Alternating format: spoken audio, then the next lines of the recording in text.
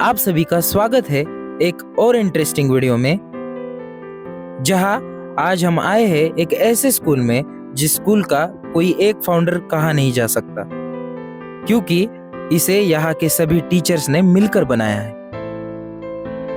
ह्याला प्रत्येक ठिकाणी तुम्हाला मालक असतात, संस्थाचालक, अनेक संस्थाचालक आहे. ह्याला संस्थाचालक म्हणजे ह्या शाळेला कष्ट घाम घालेले मेहनत केलेले शिक्षकच नाही, शिक्षकच ह्या संस्थेचे सदस्य, त्यांचे वडील, ह्यांचे वडील, त्यांचे वडील, माझे वडील, अनेक आमचे कल्याणकर सर म्हणून आहेत, मॅडम आहेत, असे बरेच जणांचे 10-12 लोकांचा हे युनिट आहे.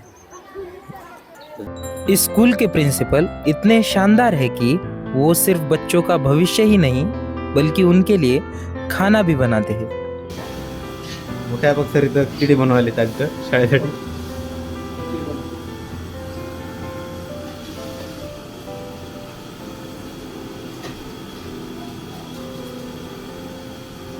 जो बच्चे कभी इसी स्कूल में पढ़े हैं, उन्हें क्या पता था कि वो खुद एक दिन इसी स्कूल के बच्चों को भी पढ़ाएंगे. मी पंचाळा विनास राजाराम. मी ह्या शाळेमध्ये शिक्षण घेतलो आणि ह्याच शाळेमध्ये शिक्षक म्हणून मला काम करण्यास इथं संधी मिळाली. हे माझं मी खरं तर भाग्य तर समजतो. आता तुम्हाला कसं वाटतं म्हणजे त्या वर्गामध्ये बसून तुम्ही शिकल्या होत्या एका वेळेला, आज तुम्ही तिथं शिकता? अतिशय आनंद वाटतो. या ठिकाणी मी विद्यार्थ्यांना सुद्धा सांगत असतो की ह्या तुमच्या ठिकाणीच मी बसून इथं ज्ञानाचे धडे घेतो. आणि विशेष मला आनंद आहे की माझे गुरु ज्यांनी मला शिकवलं ते माझे सहकारी सुद्धा झाले. यात मला खूप आनंद आहे. यहाँ टीचर्स और स्टूडेंट्स का रिश्ता सिर्फ किताबों तक सीमित नहीं है.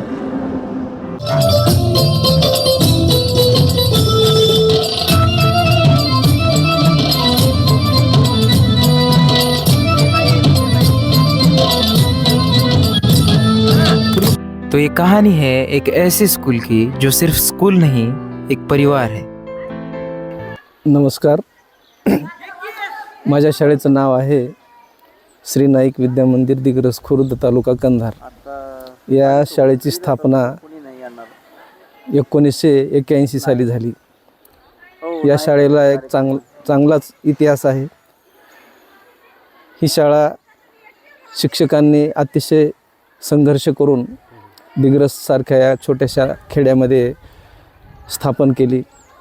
आणि माझं भाग्य समजतो की मी या टीचर्स एज्युकेशन सोसायटी नावाने चालत असलेली जी शाळा आहे नाईक विद्या मंदिर, त्या शाळेमध्ये माझी भरती झाली. त्यावेळेस विनामूल्य मला या शाळेमध्ये या संघर्ष केलेल्या जुन्या शिक्षकांनी या शाळेत मला नोकरीवर घेतलं. त्यानंतर मला मुख्याध्यापकाचं पद दिलं.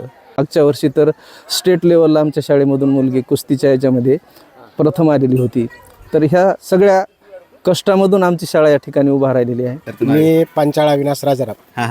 मी ह्या शाळेमध्ये शिक्षण घेतलो आणि ह्याच शाळेमध्ये शिक्षक म्हणून मला काम करण्यास इथं संधी मिळाली. हे माझं मी खरं तर भाग्य तर समजतो. आता तुम्हाला कसं वाटतं म्हणजे त्या वर्गामध्ये बसून तुम्ही शिकल्या होत्या एका वेळेला, आज तुम्ही तिथं शिकता? अतिशय आनंद वाटतो. या ठिकाणी मी विद्यार्थ्यांना सुद्धा सांगत असतो की ह्या तुमच्या ठिकाणीच मी बसून इथं ज्ञानाचे धडे घेतो. आणि विशेष मला आनंद आहे की माझे गुरु ज्यांनी मला शिकवलं ते माझे सहकारी सुद्धा झाले. यात मला खूप आनंद आहे. 4 ते 5 गावातले विद्यार्थी या ठिकाणी येत असतात. अच्छा. आणि तसेच घरपरत या ठिकाणी कर्मचारी झाला सर, हे विशेष आहे या ठिकाणी. प्रत्येक कुठल्याही क्षेत्रामध्ये, प्रत्येक क्षेत्र, शिक्षक असो, ग्रामसेवक, तलाठी, डॉक्टर, इंजिनियर, सरपंच, अशा अनेक क्षेत्रामध्ये, पोलीस असेल, प्रत्येक क्षेत्रामधले या शाळेतले विद्यार्थी गेलेले आहेत. जगत सर, तुम्ही आता मला हे सांगा, जे शाळा बनवत्या टाइमला जे अडचणी आल्या ते कशा प्रकारच्या अडचणी येतात किंवा एखादा प्रसंग तुम्हाला चांगला आठवणीत आहे? अच्छा, म्हणजे आता माझा जन्मच 1983चा आहे आणि ही 81चं वैभव आहे. सरांनी सांगितल्याप्रमाणे कुठलंही चांगलं काम करताना आपल्याला अडचणी येणार, त्यामध्ये हे येत नाही. कुठलंही चांगलं काम करताना आता इथून 3 किलोमीटरला ते गांधीनगर संस्था होती. तिथं ह्या संस्थेतले एक 6 ते 7 कर्मचारी शिक्षक म्हणून कार्यरत होते.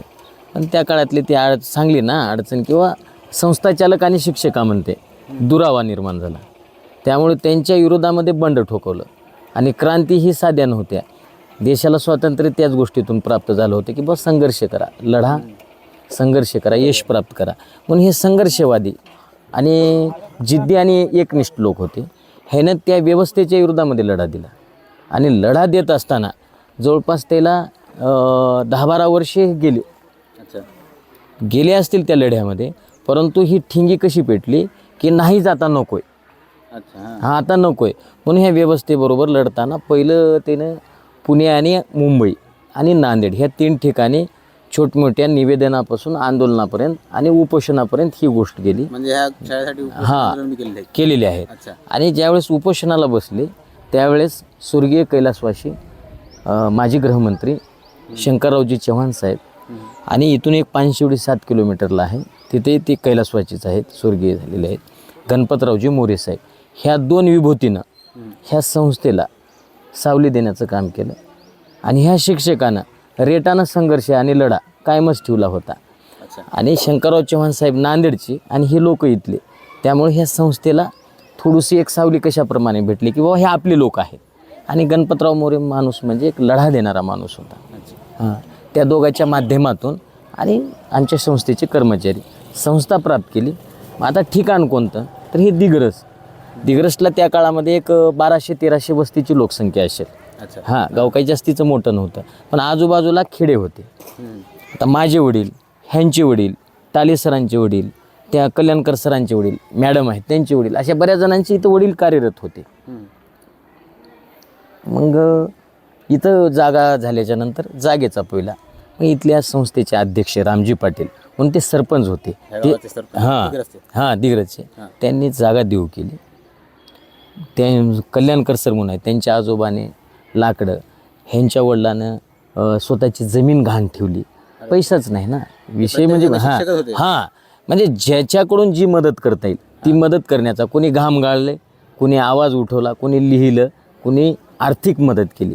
त्यामुळे 2-4 होते, त्यांनी खूप मोठ्या प्रमाणाची आर्थिक मदत केली. आणि 1981ला हां 81-83 मध्ये ही संस्था झाली. संस्था झाल्यानंतर ही मातीत दगडामध्ये बांधलेली संस्था आहे.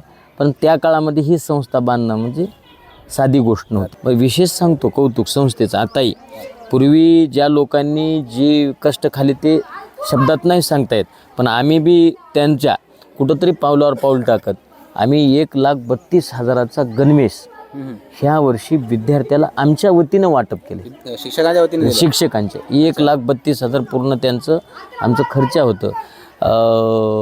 आता जस्ट विद्यार्थ्यांचा काही वाढदिवस असेल, विद्यार्थी आम्हाला चॉकलेट दिलं तर आम्ही वही पेन देऊन त्याचं स्वागत करतो. म्हणजे बऱ्याचशा गोष्टी आर्थिक असतील परंतु प्रेमाच्या भावनेने देण्याचा प्रयत्न राहते. आणि 2 कर्मचारी सुद्धा आम्ही ठेवलो ट्युशनसाठी, विशेष म्हणजे लेकरांच्या- शाळेमध्ये ट्युशन होतं. सकाळी 9 ते 10 एक्स्ट्रा ट्युशन, कारण हे ग्रामीण भागातले लेकर आहेत आणि ग्रामीण भागातल्या लेकरांना ट्युशन मिळत नाही. शहरामध्ये आहे तशी सुविधा, परंतु ग्रामीण भागामध्ये नाही. त्यामुळे आम्ही 1-2 विद्यार्थी गावातले चांगले आहेत, B.Ed. D.Ed. ग्रॅज्युएशन झालेले आहेत, त्यांच्या माध्यमातून सुद्धा आम्ही त्यांना विद्यार्थ्यांना शिकवण्याचं काम करतो 9 ते 10च्या दरम्यान. जवळपास आमच्या वैयक्तिक पगारीतलं 7 ते 8% आम्ही शाळेला देतो. ह्या शाळेला कुठलाही संस्था चालक नाही, म्हणजे शिक्षकच ही संस्था आहे, शिक्षकांनीच चालवावी अशी संस्था ही आहे. त्यामुळं मालकाचा विषय वगैरे राहिला नाही. हां, म्हणून आपणच करायचं, आपणच हे वैभव वाढायचं, संस्था वाढली पाहिजे, परिसराची उन्नती झाली पाहिजे, हाच उद्देश आहे या संस्थेचा. आणि विशेष सांगतो, ह्या खाऊचं वैशिष्ट्य आम्हाला 5 ते 8पर्यंत भेटतो खाऊ, म्हणजे 5वी ते 8वीपर्यंत, परंतु आम्ही 5वी ते 10वीपर्यंत इथं खाऊ देतो आणि वर राहिलेलं आम्ही इकडून तिकडून ॲडजस्ट करतो.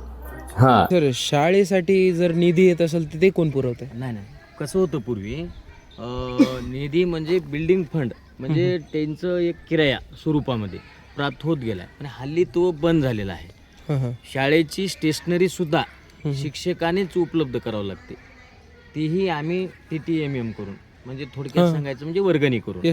हां, शाळा चालवणी हे फक्त आम्हाला काय मिळते, 5वी ते 8वीपर्यंत तुम्हाला शैक्षणिक पुस्तक, साहित्यामध्ये पुस्तक, आणि 5वी ते म्हणजे 1ली ते 8वीपर्यंत आपली 5 ते 8 आहे. 5 ते 8मध्ये आपल्याला फक्त खाऊ भेटतो. आणि तिथला खाऊ आता तुम्हाला थोड्या वेळा खाल्ला की बा ते 5 ते 8च आहे नियम, पण आता आमची शाळा 9वी आणि 10वी 2 वर्ग आहेत, आम्ही काहीतरी करून ते ॲडजस्ट करतो. ग्रामीण भागातली मुलं आहेत, ग्रामीण खेड्यातली आहेत, ते येतात, कोणी डबा आणतंय न आणतंय, आणि त्यामध्ये आम्हाला जिथं काही कमी पडलं ते आमच्या ह्या वर्गणीमधून तिथं तांदूळ आम्ही अवेलेबल करतो, आमचं इतर साहित्य अवेलेबल करतो, गॅस लाकडं असतील जळतं, त्याचे काही पैसे मिळतात पण त्यावर होत नाही, मग त्यावेळेस आम्ही वर्गणीचा वापर करतो. तरी सर तुमची आत्तापर्यंतची शाळेतली सगळ्यात जी फेवरेट घटना आहे किंवा काही कोणती आहे ती अशी?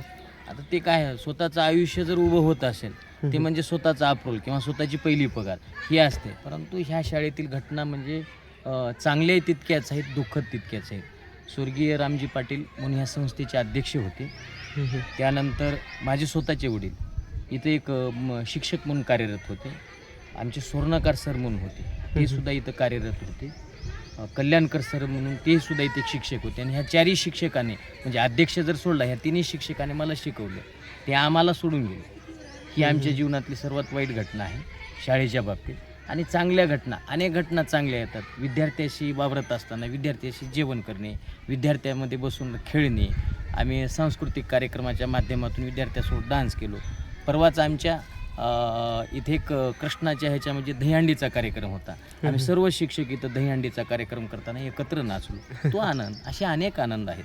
आनंदाचं मोज करता येणार नाही शाळेमध्ये, परंतु दुःखही झाले आम्हाला, तेवढे नाहीत, पण आमच्यातले माणसं म्हणजे आमचे वडील आम्हाला सोडून गेले, हे दुःख. बाकी सगळा आनंद आहे. ये स्कूल एक एग्जाम्पल है इस बात का कि जब शिक्षा में ईमानदारी और दिल जुड़ जाए तो स्कूल सिर्फ इमारत नहीं, एक उम्मीद बन जाती है. हो सकता है हम इस स्कूल की हर बात आपको दिखा न पाए या हर एहसास शब्दों में बयां न कर पाए, लेकिन वो वक्त हमने यहाँ स्टूडेंट्स और टीचर्स के साथ बिताया है, वो सच में कुछ अलग था.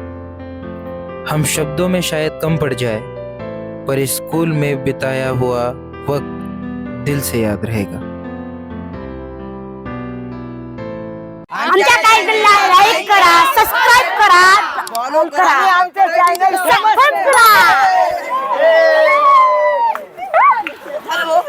थोडं चांगलं.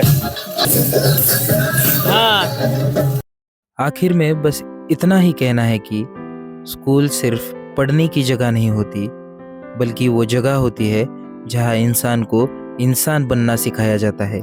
अगर हर स्कूल ऐसा हो तो शायद दुनिया थोड़ी और बेहतर हो जाए.